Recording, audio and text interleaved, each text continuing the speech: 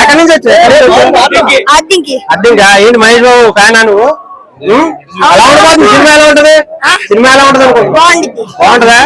బాగుంటదా? మామూలుగా ఉంటదా లేదా బాగుంటదా? రైట్. ఏంటి ఎలా ఉండబోతుంది ఈసారి సినిమా? ఈసారి మాత్రం మామూలుగా ఉండదు.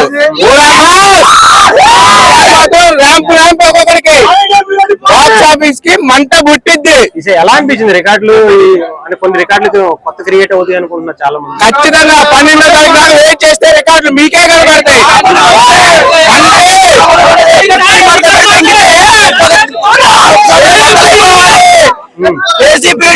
ఈ ట్రైలర్ ఎలా అనిపించింది? మామూలు విజయవాడ సెంటర్ మామూలు లేదు. 100 days పక్కా.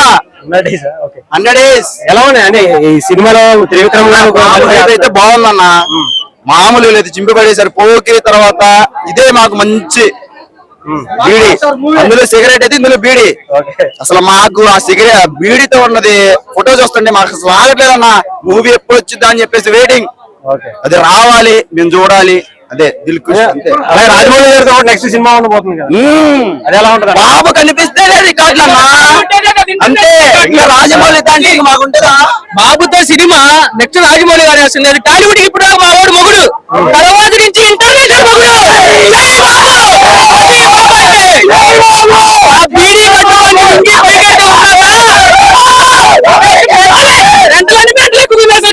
అసలు ఎప్పుడెప్పుడు వస్తారని చూస్తాం. జనాలు అసలు మీ ఊరితో చూస్తుంటే అసలు బాబు ఫ్యాన్స్ అంటే ఏమనుకున్నారు?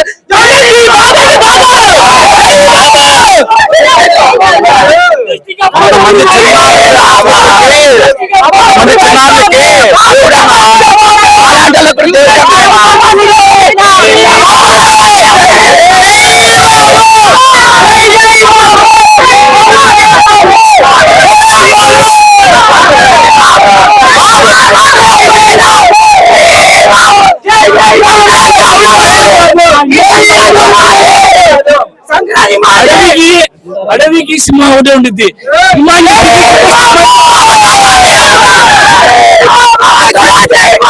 సంక్రాంతికి రికార్డులు మళ్ళీ తిరిగి వస్తాం.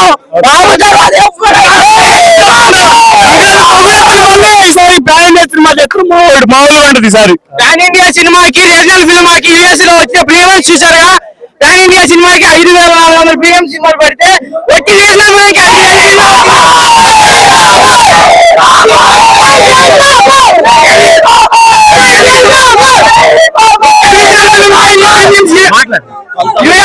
యుఎస్ లో ఒక రీజనల్ ఫిల్మ్ కి ఎన్ని ప్రీమియం షోలు పడితే అదే ఒక పాన్ ఇండియా సినిమా, ఒక పాన్ వరల్డ్ సినిమా చూస్తే ఎన్ని ప్రీమియం షోలు యుఎస్ లో పడుతుందో మీరు చూసుకోండి.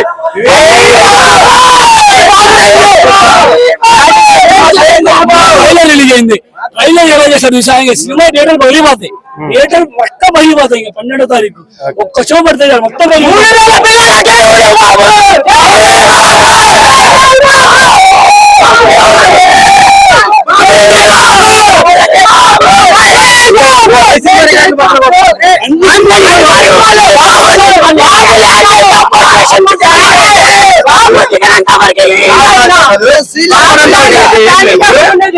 ఒక కమర్షియల్ సినిమాకి, మా సినిమాకి అంత కలెక్షన్ అంత వస్తున్నాయి. దీనికి కూడా అంతే అన్నా. అదే మేము పాన్ ఇండియా సినిమా తీస్తే ఎలా ఉంటుందో మీరే ఆలోచించండి.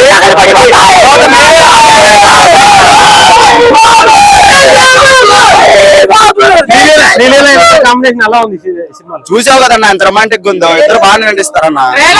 చూసారు కదన్నా మీరు. ట్రైలర్ ఎలా కట్ చేశారు? అలంకార్ సెంటర్ బెజవాడ మామూలుగా లేదు.